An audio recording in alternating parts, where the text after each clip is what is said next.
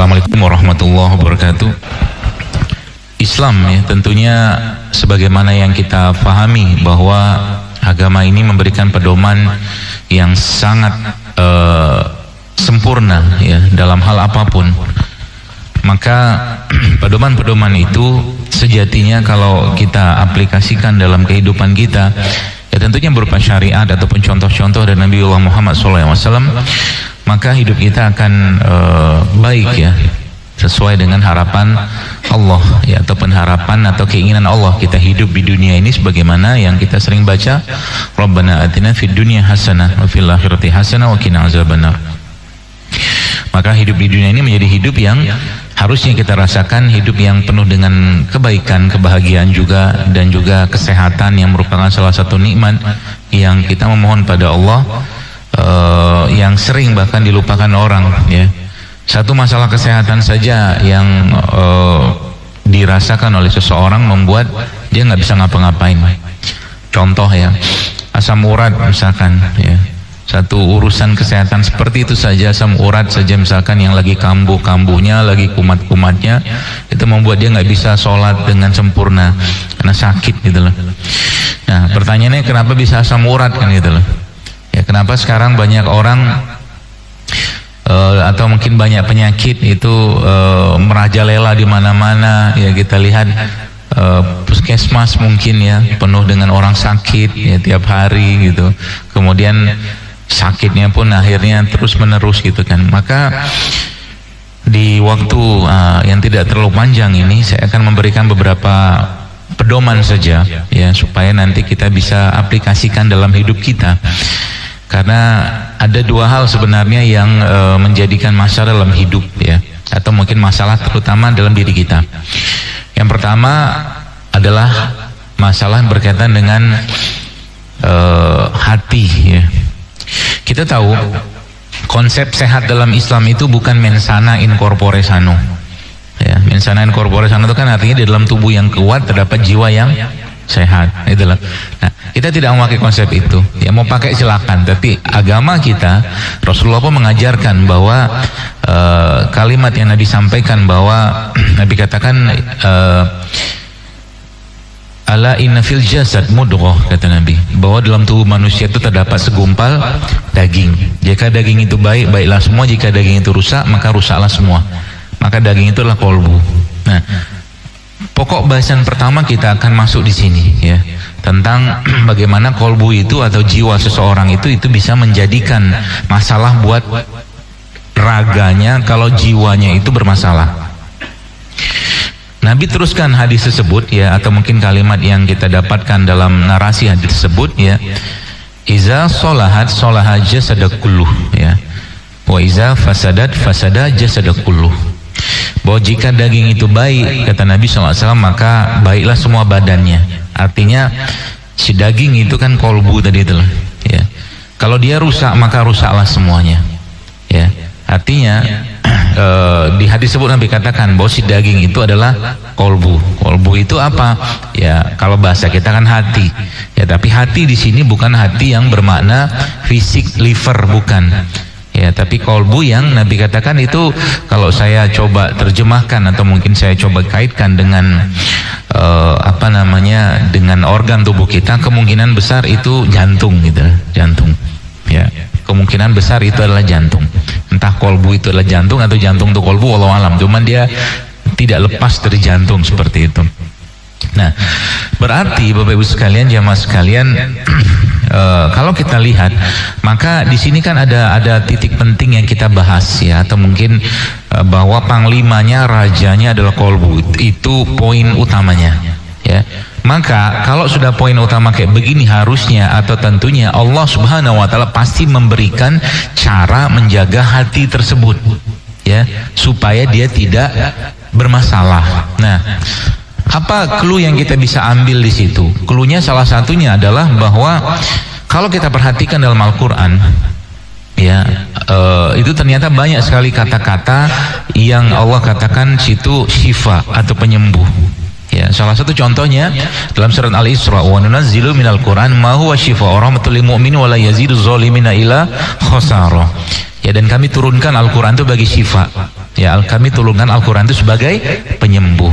Dan ternyata dari kata-kata syifa yang ada pada Al-Quran ini Bapak Ibu sekalian, itu subhanallah ya, itu lebih dominan atau mayoritas Al-Quran menjadi representasi dari syifa tadi, jadi penyembuh tadi ya.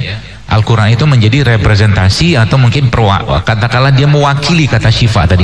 Baru yang berikutnya itu baru masuk satu poin, itu hanya satu poin atau hanya satu ayat yang Allah sebutkan di situ syifa itu adalah madu. Ya, jadi perbandingan itu 3 berbanding 1 kurang lebih lah. Ya, 3 itu syifanya adalah Al-Quran fis sudur, ya, dalam hati gitu kan. Yang satunya itu madu. Jadi mungkin perbandingannya 3 berbanding 1. Ya, berapa persen tuh? Ya mungkin 2/3 berbanding 1/3 lah, karena kayak begitu. Ya. Maka tentunya kita harus tahu penyakit-penyakit apa, ya, penyakit-penyakit apa yang membuat itu jadi masalah. Lalu nanti atau penyakit hati apa yang membuat raga kita itu bermasalah. Nah, kita lihat lagi ya, kita lompat-lompat ke sana kemari dari berbagai keterangan tentunya dari Nabi SAW. Contoh, ada doa yang mungkin kita sering dengar atau kita baca yang bunyinya Allahumma inni a'udzubika minal hammi wal hazan wa a'udzubika minal azzi wal kasal wa a'udzubika minal jubn wal bukhl. Ya, kita berlindung dari 4 hal. Ya, malas, takut, sedih sama bakhil. 4 hal. Itu kan penyakit sebenarnya kan. Jadi orang pelit itu sebenarnya orang yang berpenyakit. Ya, jadi kalau ada orang yang susah banget sedekah, sakit dia itu. Seperti itu ya. Ada orang banget susah banget menolong orang, sakit dia sebenarnya. Ya, sakit apa? Rajanya lagi sakit. Kata Nabi kan kolbu kan. Bahwa kolbu itu adalah apa tuh namanya? Rajanya, panglimanya itulah, yang menguasai anggota tubuh kita ini, tentaranya. Ya. Maka doa seperti itu yang bahkan Nabi narasikan ya, dan bahkan kita dengar ya, seperti itu pasti ada sesuatu di situ dalam rangka menjaga apa? Menjaga jiwa kita, menjaga hati kita, karena itu salah satu maqasidus syariah, salah satu fungsi atau tujuan dari syariah, menjaga jiwa kan, kehormatan agama. Ya, apakah ada kaitannya itu semua ya dengan fisik? Nanti kita akan bahas ya. Nah, ternyata ini yang bahasa saya itu sampah ya. Sampah-sampah emosi atau toksin-toksin emosi inilah yang sebenarnya menjadi apa tuh namanya, menjadi biang dari banyak penyakit. Ada hubungan apa dengan itu? Nanti mulai dari urusan jinnya, mulai dari urusan dikirimnya sihir segala macam, ya, itu mulai dari situ sebenarnya. Ya, tapi kalau kita tarik Bapak Ibu sekalian, tarik lagi ke moyangnya kita, ya, moyangnya kita, maka kita akan dapatkan di situ bahwa sebenarnya penyakit hati itu dominannya itu hanya 2 sebenarnya. Kalau nggak hasad, dendam, hanya itu. Dan cetakan ini kan ada pada diri kita, karena kita kan keturunannya atau Bani Adam. Ya, kita tahu ya bahwa salah satu atau dosa yang berkaitan dengan manusia yang pertama kali lakukan setelah dosa yang berhubungan dengan makanan yang dimakan, atau Nabi Adam memakan buah dari pohon yang kekal, itu adalah dosa yang berhubungan dengan pembunuhan. Ya. Qabil sama Habil itu Bapak Ibu sekalian, atau mungkin Qabil membunuh Habil itu kan karena hasad. Ya, dan mereka lah moyangnya manusia, bukan monyet. Hasad dan dendam. Ya. 2 ini biang keroknya sebenarnya. Ya. Semua penyakit-penyakit yang berhubungan, dari turunannya dia banyak tuh, curiga, kebencian, ya. Kemudian apalagi apa tuh namanya, kemarahan, itu semua dari turunan dari itulah kurang lebih ya. Ya, kesedihan itu masuk turunan ini. Jadi intinya kalau kita tanya berarti bagaimana Islam atau bagaimana cara yang paling mudah untuk memperbaiki atau mengobati diri kita ini di atas penyakit-penyakit yang ada, maka jawabannya bersihkan dulu sampah emosinya. Bersihkan dulu. Setiap kita nih Bapak-Ibu sekalian itu punya potensi untuk punya sampah atau toksin emosi tadi. Ya, entah itu apa nggak tahu. Bisa jadi tadi mungkin jadi orang yang sedih berlebihan, nggak pede berlebihan misalkan, atau nggak pedean gitu kan, atau mungkin kecurigaan yang berlebihan.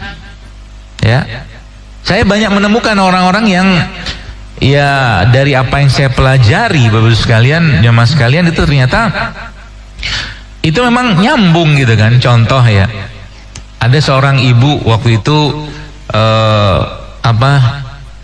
konsul lah, dia hamil gitu kan.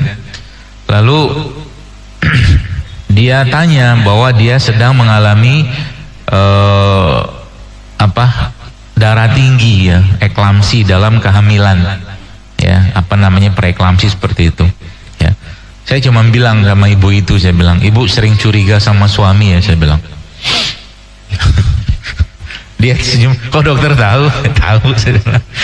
Karena jantung itu Bapak-Ibu sekalian akan bereaksi dengan emosi yang kita rasakan. Itu saya katakan di sampah tadi itu. Dan kalau seandainya begini, ya ini juga biasa saya sampaikan begini. Kalau raja sakit, kan kolbunya kan raja tuh. Obatnya kira-kira obat yang sederhana atau obat yang spesial buat sang raja? Mungkin obat sederhana. Pasti obat yang istimewa. Makanya tadi Allah kasih informasi kepada kita bahwa obatnya Quran. Ya, Quran itu memberikan pedoman kepada kita, memberikan ilmu kepada kita untuk kita tadaburi, untuk kita pahami, untuk kita install. Ya, untuk kita install dalam diri kita. Contoh, berarti kalau curiga itu gimana caranya mengatasinya? Nah, Nabi menjelaskan atau mungkin ulama menjelaskan. Caranya begini salah satunya. Ya, apa itu? Misalkan gini. Kita janjian nih, lihat bagaimana betapa mudahnya hati kita itu tersusupi oleh hal-hal seperti itu Bapak sekalian. Ya, kita janjian sama seseorang, katakanlah jam 8 pagi misalkan. Jam 8.30 dia belum datang. Mulai itu muncul, ini orang nih nggak serius janji sama saya.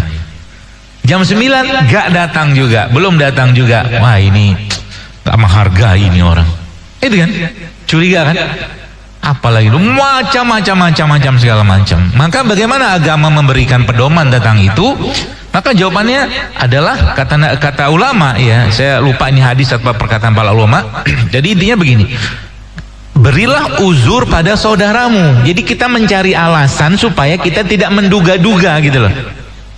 Ya, kita mencari alasan supaya tidak menduga-duga. Contohnya gimana? Oh, mungkin bannya bocor. Oh, mungkin dia nggak ada kendaraan ke sini. Oh, mungkin dia lagi uzur sakit. Oh segala macam sampai mentok O-nya kita. Alasan kita mengatakan pada diri kita dengan kata-kata atau perkataan apa? Oh, mungkin dia punya uzur yang saya tidak tahu. Selesai. Caranya kan tenang hati tuh. Nah, banyak orang tuh sukanya kan menduga-duga sekarang. Jangan. Bapak Ibu tahu ya gini, salah satu penyakit yang sekarang banyak sekali dan menjadi pembunuh nomor 1 itu kan penyakit jantung. Nah, kalau kita semakin banyak penduduk negeri ini yang curiga dengan orang lain, ya bahkan maaf dengan curiga dengan pemimpinnya, ya bersiap-siaplah untuk kena masalah jantung. Ya, saya tidak mau bahas BBM naik.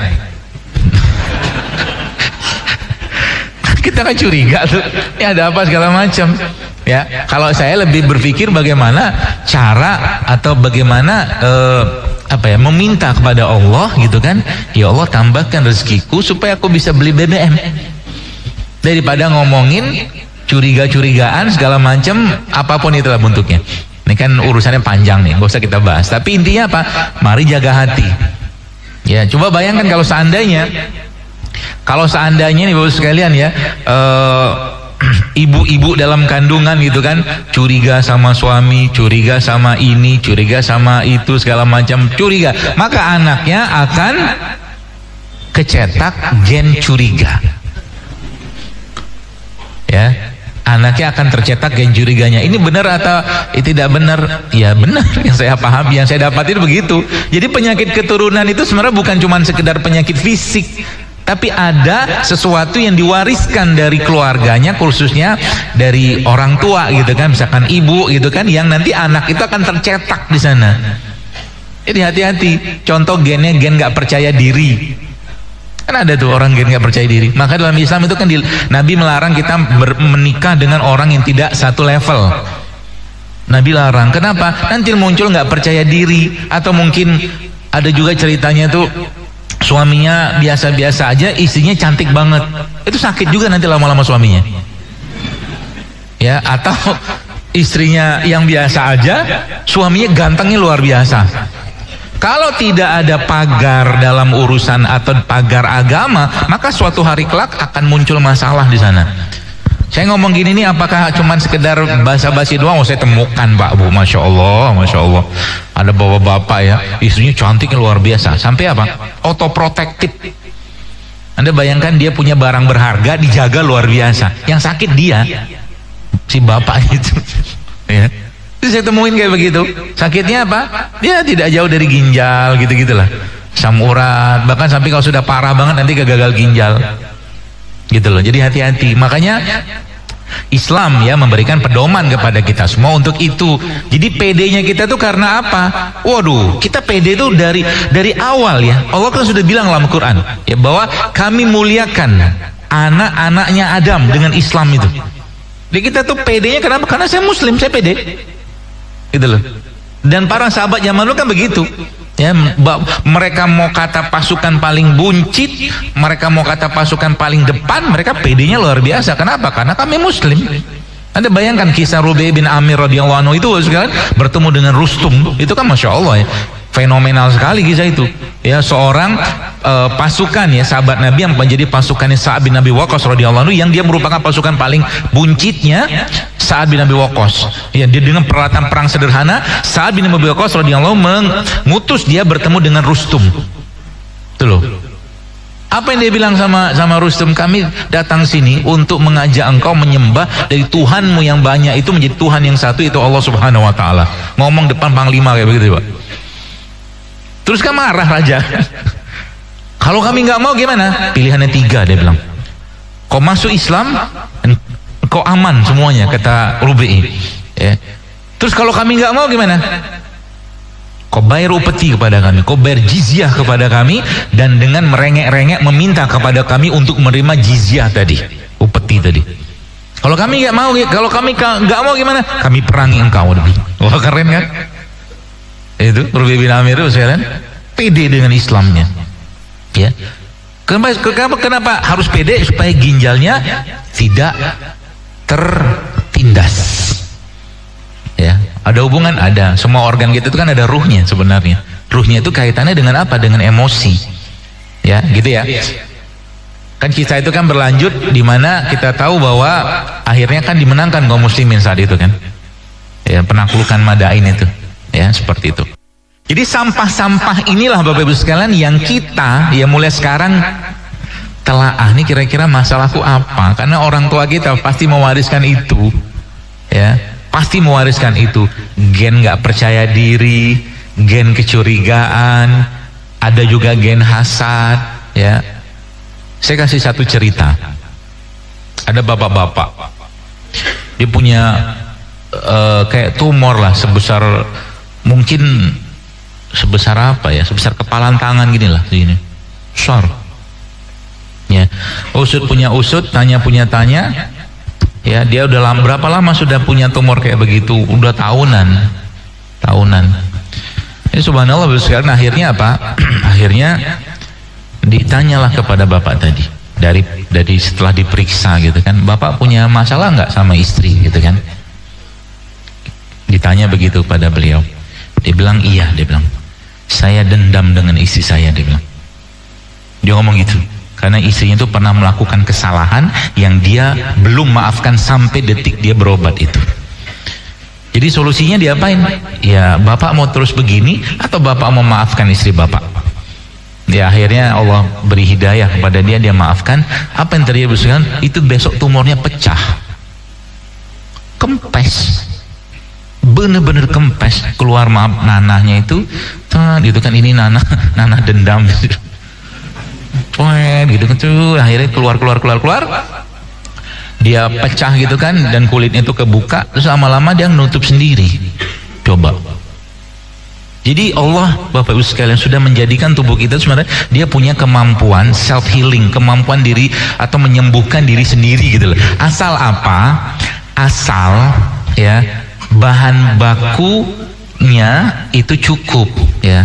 Bahan baku untuk raga itu dan sampah yang di emosi itu mulai dibersihkan gitu kan. Jadi kalau Anda bertemu atau ada ketemu orang yang berobat nggak sembuh-sembuh ya, udah minum herbal, sudah diruqyah, sudah segala macam, nah bisa jadi itu orang masalahnya bukan di fisik gitu loh.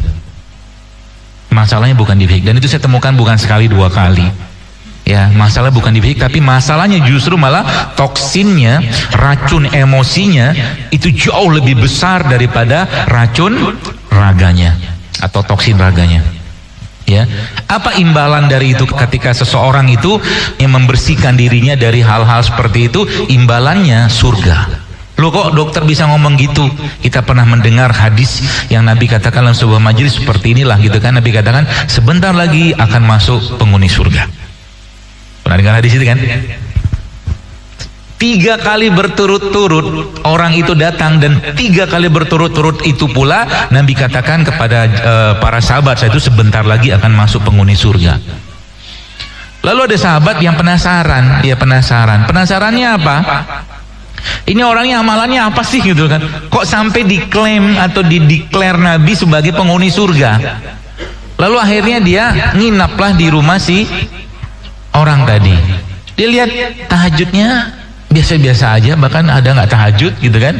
Kemudian sedekahnya juga dia. Akhirnya dia tanyalah sama si orang tadi, sebenarnya apa sih amalanmu yang membuat akhirnya Nabi katakan engkau penghuni surga? Itulah.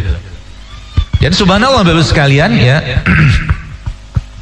Lalu dia bilanglah bahwa tiap malam sebelum dia tidur, dia katakan, sebelum dia tidur, dia katakan dalam riwayat tersebut bahwa setiap malam saya maafkan semua orang yang menyakiti saya, menzolimi saya, maafkan semua. Rewardnya apa? Nggak tanggung-tanggung, surga gitu kan. Orang kayak begini kira-kira dengan kayak begitu, dengan konsep atau mungkin dengan gaya kayak begitu, apakah kemungkinan dia punya penyakit fisik? Ya enggak lagi lah, orang sudah habis toksinnya gitu loh. Racun hati sudah dibuang. Ya makanya obat dari racun toksin emosi ini apa? Ya maafkan ya. Sekarang kita lihat, atau salah satunya maafkan, apalagi ikhlaskan, sabar, itu kan obat sebenarnya ya, itu kan obat. Makanya kalau kita baca surat Al-Falaq ya, Al-Falaq dan An-Nas itu ada hal menarik di situ. Kenapa menarik? Kalau kita baca qul a'udzubillahi minasyaitonir rajim, bismillahirrahmanirrahim, qul a'udzu birabbil falaq, bil falaq, rabbi qul a'udzu birabbil falaq. Ya, kita memohon kepada Allah, kita sebut Rob ya, satu kali di situ kan surat Al-Falaq. Qul a'udzu birabbil falaq. Lalu masuk langsung dari apa? Kita berlindung kepada Allah sebagai Rob atau zat yang menguasai subuh gitu kan. Min syarri ma khalaq kan gitu. Dari keburukan atau kejahatan waktu subuh, falaq. Nah, cuman sekali kita meminta kepada Allah Bapak Ibu sekalian perlindungan ya untuk urusan kejahatan di luar diri kita. Tapi menariknya coba lihat di surat An-Nas ya. A'udzubillahi minasyaitonir rajim, bismillahirrahmanirrahim, qul a'udzu birabbin nas, qul a'udzu rabbin nas, malikin nas. 2 kali nih. Ilahin nas, 3 kali kita meminta perlindungan kepada Allah, kita sebut nama Allah, Rabbin nas, ilahin nas, malikin nas.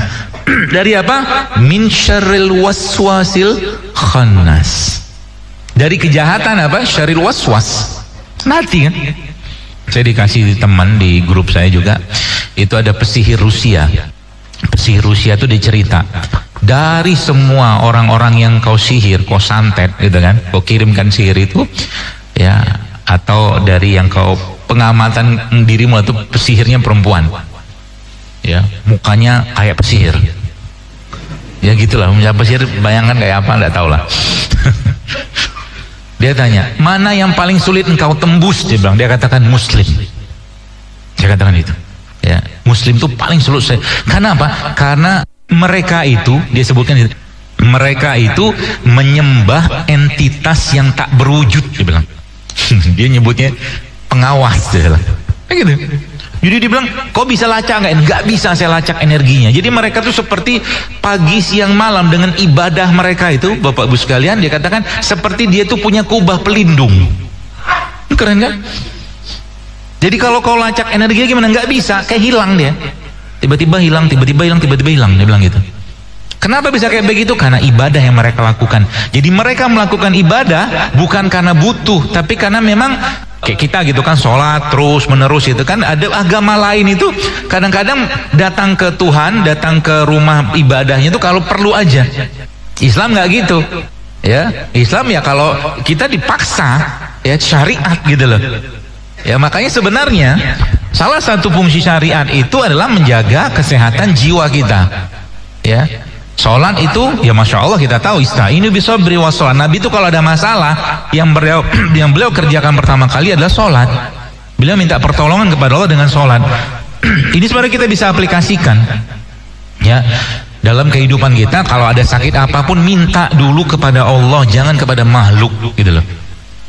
Kenapa? Banyak orang luar biasa ikhtiarnya, luar biasa usahanya, luar biasa minum ini, minum itu, herbal segala macam, ketemu ini segala, tidak sembuh-sembuh juga. Padahal yang Allah butuhkan, yang Allah tunggu dari orang tadi bukanlah minum apa, minum ini, minum itu, ketemu siapa ini itu, tapi yang Allah perlukan dan Allah tunggu ada keikhlasannya dia dan kepasrahannya dia kepada Allah, sesuai dengan ayat wa iza maritu fahuwa yashfin. Kalau aku sakit, Allah menyembuhkan. Seringnya sebagian orang itu baru sekalian menumpukan semua harapan itu kepada materi. Itu yang nggak benar ya. Maka tadi ya, keikhlasan, kesabaran, maaf ya.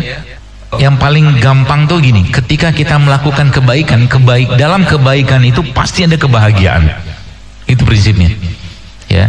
Apalagi yang kita lakukan kebaikan tadi adalah manusia ya. Contoh begini, Anda misalkan bersedekah gitu ya, Anda mungkin bersedekah sebulan mungkin kepada fakir miskin ya, orang duafa ya, duafa seperti itu dengan jumlah yang biasa aja lah, misalkan kita kasih 5.000, 2.000 ke mereka gitu kan, ya mereka kemakannya matur suwun kan gitu kan, biasa aja. Tapi coba masya Allah ya, kalau kita tiba-tiba kasih ke mereka, memang betul-betul orang nggak mampu gitu, orang yang memang dia bukan sengaja meminta gitu, memang kondisinya itu memang susah sekali gitu, kita kasih uang dalam jumlah yang besar, katakanlah ya orang cacat misalkan gitu ya, misalkan bisa kasih misalkan 200.000, 300.000, dan dia lihat duit itu si orang tadi ya. Nah apa yang terjadi? Kan dia terharu ya, terharu, dan saat itulah biasanya doanya muncul ya, mugi-mugi, mugi-mugi, mugi-mugi, mugi-mugi, mugi-mugi gitu loh. Tapi kalau cuma 2.000, muginya cuma sekali. Nah gitu loh. Ini kan 2.000, pak, kasih orang 2.000, nyancereng 2.000, ya Allah berikan aku jodoh yang terbaik, rumah yang terbaik, pekerjaan terbaik. Kata malaikat, biaya operasional malaikat sekarang tinggi gitu. Ya, ngasihnya dikit, jaluknya akeh gitu. Ya, ngasih gitu loh. Dan memang tingkat kebahagiaan, kenapa sekarang para sahabat itu ya, mereka tuh semua dikaitkan dengan apa? Dikaitkan tuh dengan agama. Coba bayangin, urusan mati saja ya, dahsyatnya kaum muslimin itu digambarkan dalam sebuah hadis itu.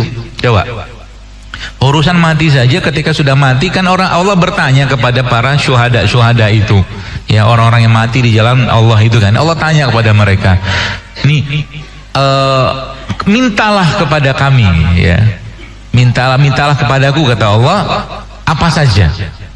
Mereka bilang, ya Allah kami sudah cukup dengan udah mati syahid, dapat kemuliaan dunia akhirat gitu kan. Allah maksa minta ya. Coba lihat, masya Allah, permintaan mereka itu apa? Bukan minta surga, bukan minta apa, tapi permintaannya pun urusan sama akhirat, sama kemuliaan dunia gitu kan. Mereka akhirnya disebutkan dalam riwayat tersebut kan, mereka mintanya apa? Mintanya, ya Allah hidupkan kami kembali, hidupkan kami kembali ke dunia untuk kami berperang di jalanmu, untuk kami mati kembali di jalanmu. Itu masya Allah ya. Jadi ya itulah akhirnya membuat apa sekalian, membuat akhirnya hal-hal yang semua kita hubungkan dengan agama, ya, dengan Islam, maka perlahan-lahan itu akan mengikis, ya, mengikis penyakit-penyakit dalam hati kita, ya. Nah mungkin sekarang kan misalkan kalau di perempuan gitu kan, di perempuan kan banyak tuh kasus-kasus tumor payudara, gitu loh. Di yang saya pelajarin, setiap tumor itu ada emosi yang terblokir di sana. Setiap tumor, ya. Nah ini ingat baik-baik. Kalau emosi itu, kalau dia sudah berpasangan, sudah ada suami istrinya, maka emosi itu nanti urusannya sama pasangannya, ya, entah istrinya atau anaknya atau suaminya. Kalau dia belum berpasangan, maka emosi tadi kaitan sama orang lain atau mungkin sama orang tuanya, ya, atau bahkan sama orang lain atau orang tuanya. Kalau dia belum berpasangan, ya, makanya kanker itu atau tumor itu kan dia bukan penyakit sederhana sebenarnya, prosesnya kan panjang. Tapi kalau tiba-tiba dia muncul gitu kan, pasti ada pemicunya itu, ya. Kalau misalkan bapaknya tumor prostat gitu kan, tumor prostat atau masalah di ginjal, itu ada kaitan dengan sikap istri terhadap suami, ya, ada kaitan dengan sikap istri terhadap suami. Kalau ibunya misalkan ada tumor, misalkan rata-rata tumor payudara misalkan gitu tuh, itu ada kaitan dengan sikap sang ibu terhadap suaminya. Jadi bagaimana cara membersihkannya? Ya minta maaf, ikhlaskan, ridoin gitu loh. Itu cara paling mudah itu, supaya jangan kita nggak tahu ajal, ya, tapi Bapak sekalian kita maunya mengembalikan jasad ini kepada Allah dalam keadaan yang baik, sebagaimana Allah menciptakannya dalam keadaan yang baik dan sempurna. Jangan kembalikan jasad ini kepada Allah dalam keadaan penuh dengan penyakit akibat ulah diri kita sendiri, karena Allah pasti akan tanya. Sudah tahu nggak sehat masih dikerjakan, masih dimakan misalkan. Sudah tahu memaafkan itu baik, masih juga simpan dendam, jangan itu. Sudah tahu kebencian itu tidak baik dan disuruh kita berkasih sayang, masih juga dipendam dengan itu, ya, memendam kebencian, kemarahan, buruk sangka, ya. Maka tadi toksin atau racun emosi ini jauh lebih fatal kepada tubuh kita daripada toksin fisik atau racun fisik. Maka kita mohon pada Allah, ya, memohon kepada Allah agar apa? Agar Allah bersihkan hati kita, ya, agar sesuatu yang kita rasakan itu kembalikan pada Allah, ya. Kita mohon pada Allah agar hati kita itu bebas dari buruk sangka, bebas dari kecurigaan, bebas dari dendam, ya. Contoh nih, saya kasih contoh lagi. Ada kisah ini, ya. Ini kisah ini memang bukan kisah saya, tapi kisah guru saya menceritakan pada saya. Dia cerita begini. Ada seorang anak, ya. Anak ini, Bapak sekalian, kena tumor di hidungnya. Tumor, ya, kanker semacam itulah, ya. Diobatin, ada perbaikan. Terus tiba-tiba dia muncul lagi, besar lagi, dan keluar nanah lagi, darah gitu di hidungnya. Sang guru saya ini mengatakan pada dia, ini sebenarnya pengobatan saya ini sudah selesai, dia bilang, tapi ini pasti ada sesuatu dengan kamu, dia bilang, ya. Apa? Dia periksa segala macam, ini pasti ada kaitan dengan orang lain ini masalahnya, dia bilang. Apa yang terjadi Bapak sekalian? Itu Masya Allah, baru ada cerita. Ceritanya apa? Ceritanya yang menarik sebenarnya untuk kita jadikan pelajaran. Jadi si orang ini, ya, si pasien ini lah katakanlah, dulu dia itu ada dua bersaudara, ya. Nah, waktu dia kecil, karena kondisi orang tuanya lagi tidak bagus secara keuangan, akhirnya yang dirawat atau dijagain oleh orang tuanya itu adiknya doang. Dianya dititipkan ke keluarga. Oke, sampai sini ya. Jadi adiknya dirawat sama orang tuanya, dia dititipkan ke keluarganya. Ternyata dia tidak terima perlakuan itu. Artinya apa? Dendam. Dia nggak terima. Terus siapa yang paling kau dendamin gitu kan? Ketika ditanya pada dia, ibu saya, dia bilang. Saya nggak terima dengan perlakuan itu. Kenapa? Karena anak-anak kecil itu Bapak-Ibu sekalian, bahasa mereka ke orang tua itu bukan bahasa verbal, tapi bahasa hati, bahasa batin. Perlakuan orang tua kepada anak itu, ya, itu suatu hari kelak akan dia tagih. Akan dia tagih, ya, entah dia yang tersiksa atau mungkin nanti orang tuanya bermasalah, nggak tahu lah. Harus menerima itu. Nah, kembali ke cerita ini Bapak-Ibu sekalian, akhirnya apa? Masya Allah, akhirnya disarankanlah kepada beliau, ya sudah, mintalah maaf pada ibumu, ya. Kalau kau mau sembuh, kalau kau mau sembuh, maka mintalah maaf, ya, karena pengobatan secara fisik sudah selesai. Ibu saya sudah mati, dia bilang. Terus mau coba? Akhirnya ya sudah, pergi ke kuburan. Pergi ke kuburan, kau doakan ibumu di situ, kau minta maaf pada ibumu di situ, sampaikan minta maaf. Harus dideklar, harus dinyatakan dengan lisan. Dan ternyata habis itu nggak ada berobat lagi, dia ya seperti biasa udah sembuh tuh kayak begitu. Itu dahsyatnya emosi, ya. Dan tadi kan sudah saya bilang, katakan emosi dendam, kebencian, kemarahan, curigaan, termasuk juga rasa tidak percaya diri, rasa dizolimi gitu loh. Jadi makanya dalam Quran itu ya semua dalam Islam ya, obat terbaik kita emang Al-Quran. Kita disuruh ikhlaskan, ya sabar. Ada orang yang memang dari hidup, dari mulai lahir sampai mati, hidupnya penuh dengan ujian, ada nggak? Ada. Baru lahir tiba-tiba kena penyakit kulit, sampai dewasa nggak sembuh-sembuh, ada terus sakit terus, masalah terus, nggak pernah selesai. Mau diapain? Ikhlaskan, sudah, mau diapain? Gitu loh.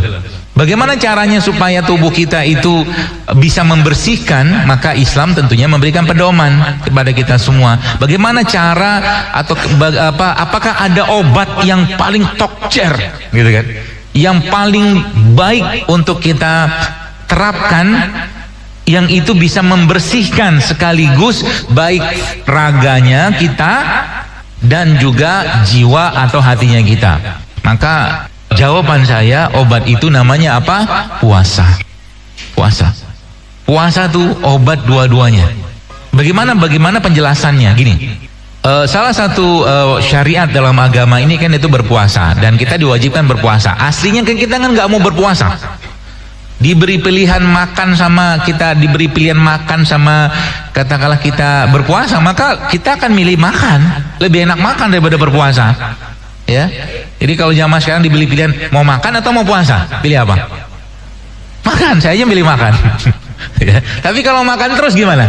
Kan sakit kita. Udah yang dimakan nggak bener, ya, disuruh stop nggak mau, dia selalu bilang ini enak, kan gitu, ya. Dan sudah tahu nggak enak, dia tahu itu nggak sehat misalnya, itu terus bagaimana cara menghentikannya? Di stop. Di stop sama Allah, ya. Di stop dengan cara apa? Puasa, ya. Makanya kita tuh sebenarnya saya tuh kalau mentadaburi, kalau kita mempelajari katakanlah ayat tentang puasa Ramadan itu bahagia banget kita. Kenapa? Kalau nggak ada puasa Ramadan kayaknya kacau beliau badan kita nih, bos sekalian. Bayangkan selama 365 hari itu makan terus isinya. Jadi puasa kan ayatnya kan, ya ayyuhallazina amanu kutiba alaikumusiyam kama kutiba alal ladzina min qablikum la'allakum tattaqun. Ya, diwajibkan kepada kalian berpuasa sebagaimana orang dulu kami wajibkan juga berpuasa. Ya, jadi makanya kalau dokter menyarankan gimana cara hidup sehat, banyakin puasa. Itu aja. Lagi puasa kira-kira kita bakal ngumpat nggak? Enggak. Kan Nabi udah bilang, Allah tidak butuh puasa orang-orang yang masih gibah, masih fitnah, masih bohong. Artinya apa? Hati kita kan terjaga. Ngomong atau bicara kita kurangi. Gitu loh. Yang diperbanyak waktu puasa gimana? Suruh baca Quran. Kan gitu. Bukan tidur. Ya, karena ada yang pakai dalil, nggak tahu dalil apa itu.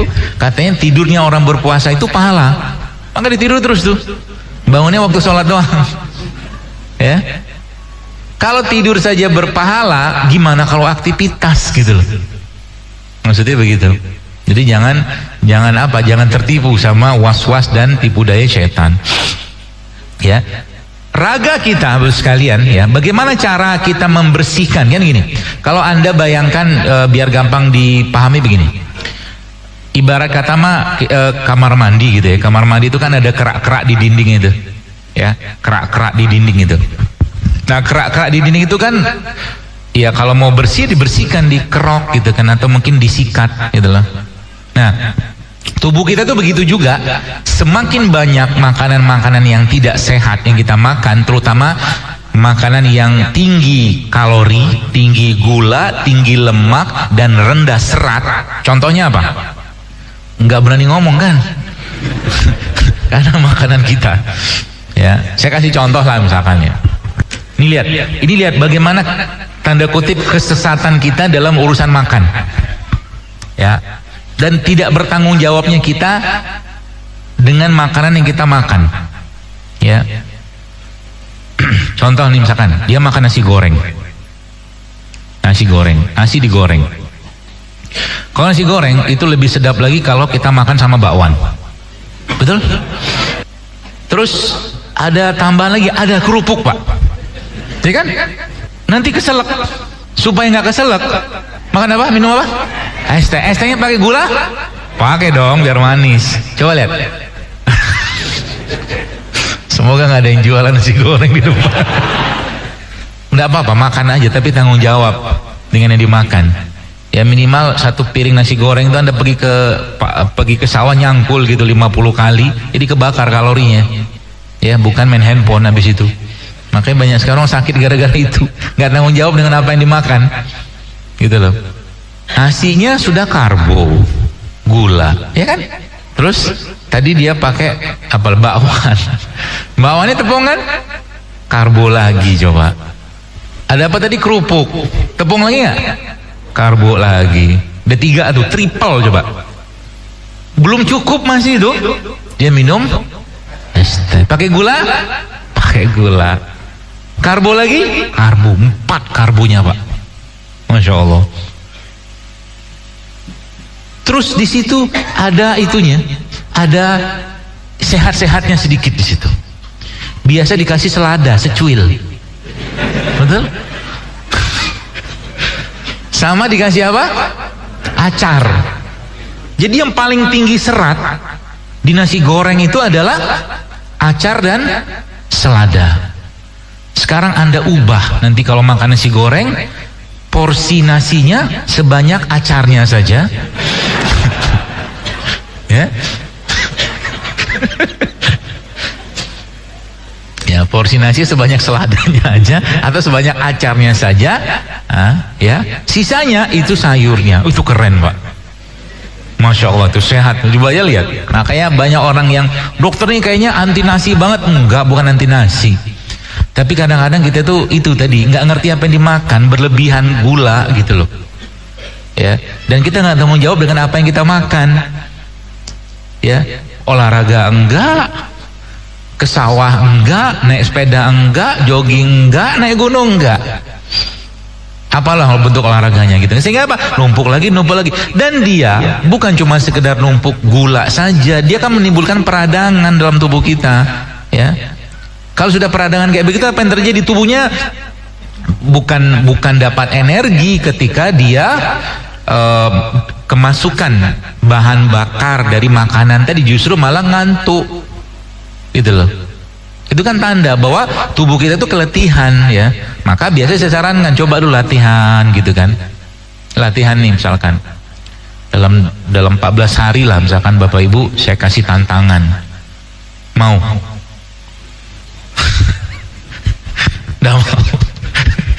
Dalam 14 hari 2 minggu aja, 2 dulu selama 14 hari itu jangan masuk tepung terigu ke tubuh. Berat dobrak ya. 14 hari aja. Pokoknya semua produk tepung gak masuk. Jadi Anda sebut apa? Bolu kan tepung. Ya, kayak saya nggak sebut produknya gitu, buat ngelatih aja. Ya, nggak ada tepung, ya. Dan satu lagi, ini nih yang paling penting ini, nggak ada tepung dan tidak ada gula pasir. selama 14 hari. Nanti kabarin saya apa yang terjadi. Anda akan berseri-seri, bahagia, moodnya akan baik gitu loh. Kenapa? Karena memang banyak masalah dari dua hal tadi itu gitu loh. Nanti setelah 14 hari boleh makan nggak? Ya boleh aja. Ya, tapi latihan dulu gitu loh ya. Nanti saya dapat gulanya dari mana? Kita tuh bukan butuh gula pasir, tapi kita butuh karbohidrat. Pahami ya gitu ya. Kita tuh butuh gula, bukan butuh gula pasir, kita butuhnya karbohidrat. Berarti gini, bagaimana caranya supaya minum teh itu terasa manis? Jangan gitu kan? Saya pengen minum teh, tapi tetap manis. Gampang. Anda minum teh tawar, habis itu makan kurma. Manis kan? Gitu. Gampang kan? Gampang. Tapi itu Masya Allah, saya banyak sekali kasih saran ya. Sederhana kayak begitu, itu efeknya luar biasa loh Pak, Bu. Cuma dua itu aja. Kurangi tepung. Kalau mau tambahin sih bisa. Kurangi tepung. Kalau bisa stop selama 14 hari. Dan tidak ada produk gula pasir yang kita makan. Apapun bentuk produknya, tambah lagi satu. Ada 4 sih sebenarnya. Tapi kalau saya sebutin semua, nanti nggak datang lagi ke kajian kita berikutnya gitu. Ya, tapi nggak apa, saya sebut aja. Kalau nggak datang berarti ya alhamdulillah. Berarti dia lagi berjuang di rumah. Baik sangka saya begitu. Yang ketiganya apa? Minyak goreng. Gitu. Saya nggak sebut mereknya apa, merek apa, produknya apa ya. Maksudnya, berarti nggak boleh makan bakwan dong. Saya nggak bilang gitu. Kan saya cuma larang jangan tepung sama minyak sama gula. Berarti nggak boleh makan gorengan. Ya pikir aja sendiri gitu loh. Gitu. Ya. Tambah lagi satu nih misalkan. Bukan nggak boleh, tapi ngelatih untuk tidak makan nasi.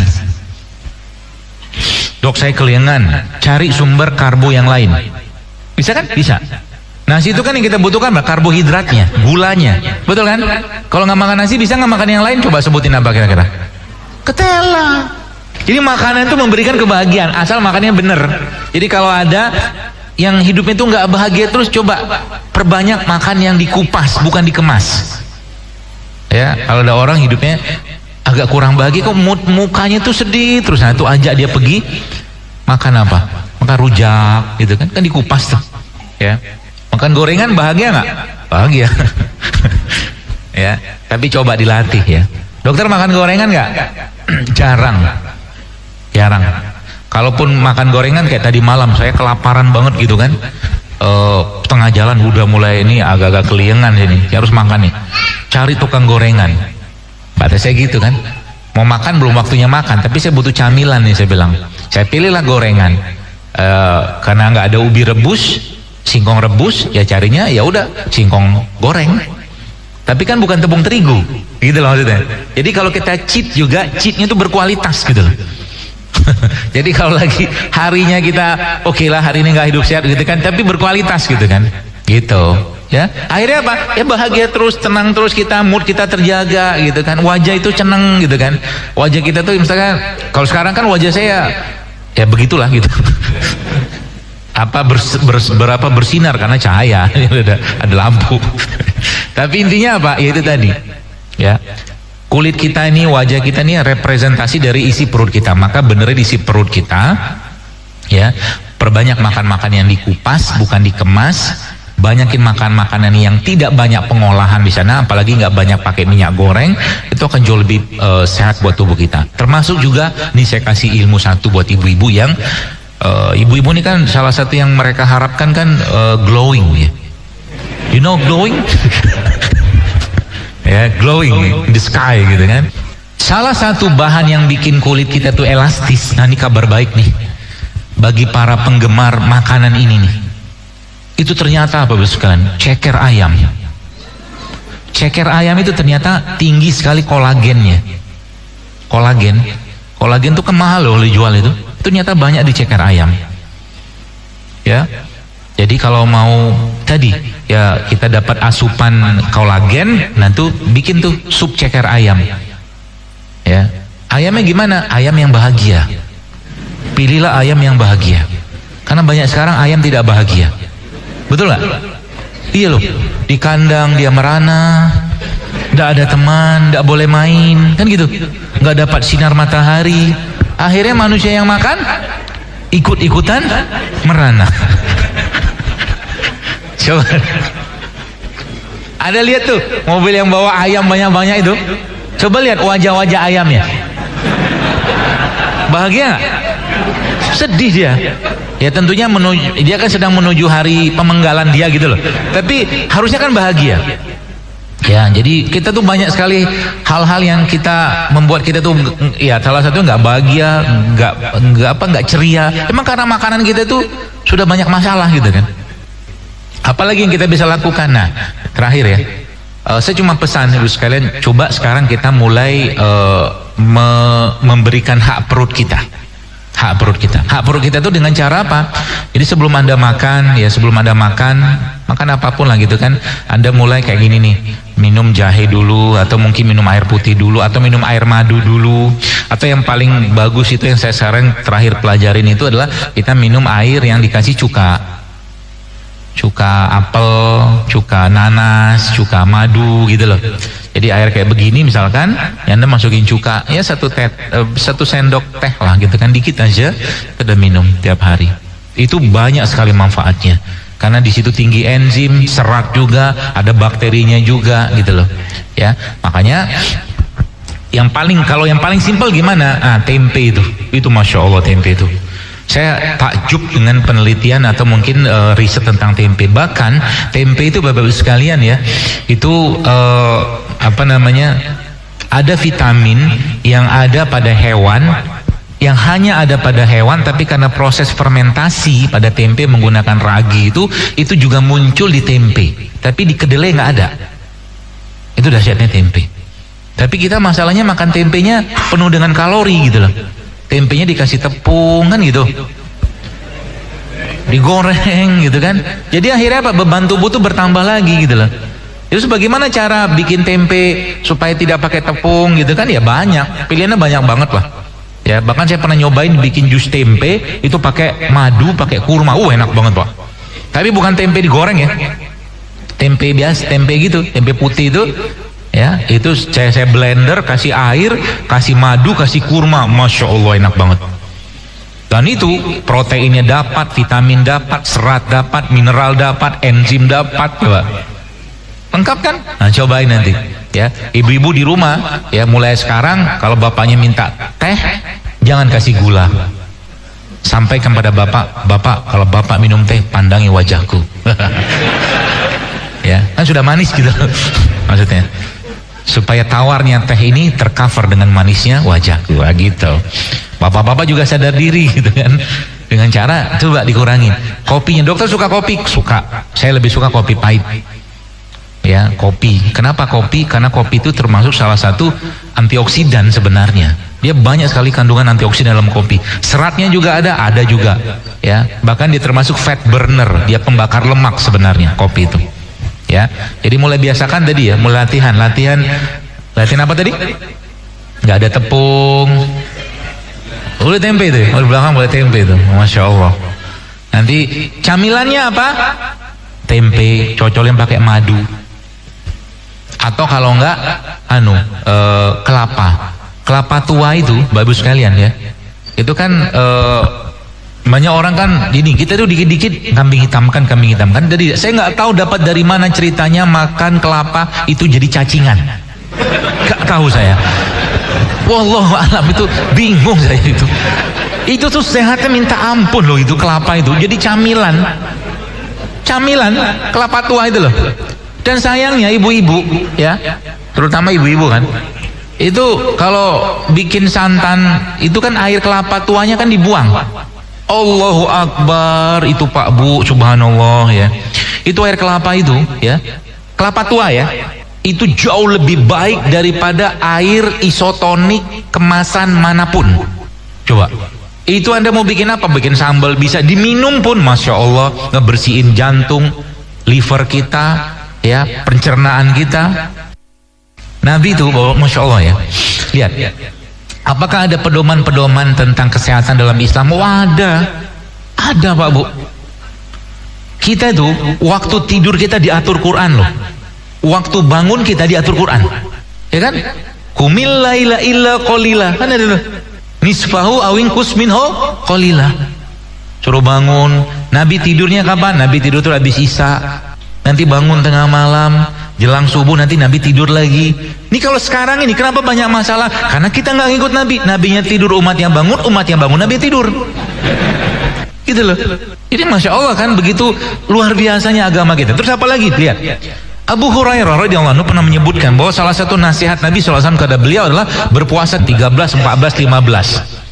Saya baca Bapak sekalian beberapa ilmuwan barat itu, mereka menyarankan itu berpuasa 3 kali sebulan, tapi dia nggak tahu apa. Bahkan dia nggak tahu, tentunya mereka nggak tahu dalam Islam itu ada syariat itu. Dan Abu Hurairah, apa yang terjadi setelah Abu Hurairah disampaikan Nabi SAW, ya, Abu Hurairah menyampaikan, kekasihku Rasulullah SAW menyebutkan atau menyampaikan, berpesan kepadaku, berpuasalah 3 hari selama 1 bulan. Kita sebut dengan puasa Ayyamul Bid, 13, 14, 15 pada apa tuh namanya, pada bulan Hijriah, ya, pada tahun Hijriah, tahun Islam, atau bukan, tapi bukan tanggal kalender Masehi. Lalu 16-nya istirahat bentar. 13, 14, 15 puasa tuh. Nih kalau bapak-bapak mau per bulan paket detoksifikasi terbaik ini, Masya Allah nih.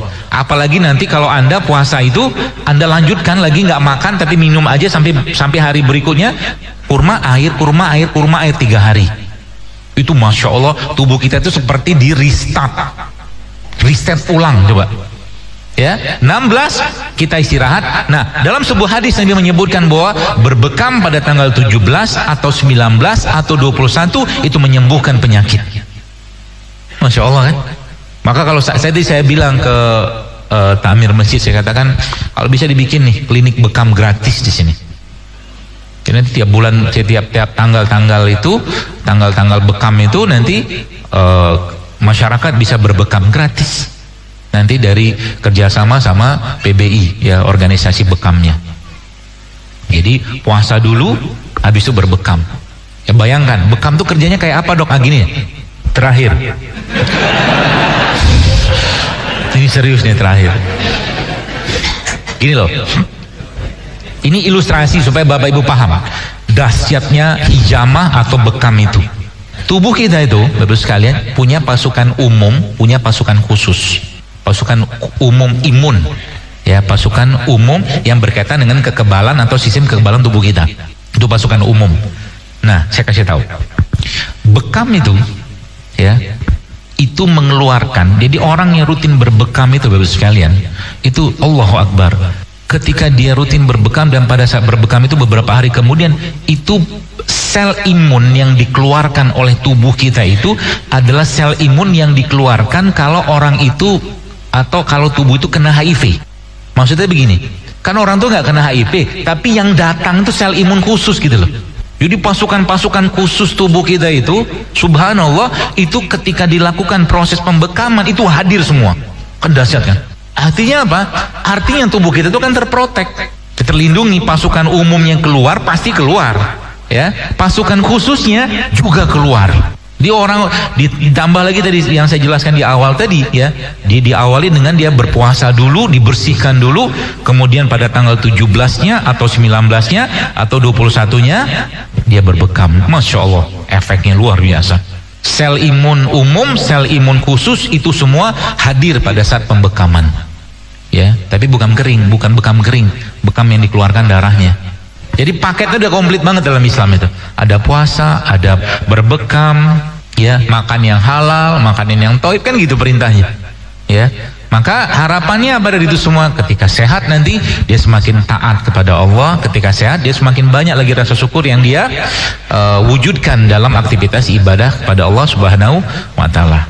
Saya kira mungkin begitu yang bisa saya sampaikan. Mudah-mudahan bermanfaat. Segala kebaikan dan kebenaran dari Allah Subhanahu wa Ta'ala, segala kekurangan dari saya pribadi, demikian bisa saya sampaikan. Assalamualaikum warahmatullahi wabarakatuh.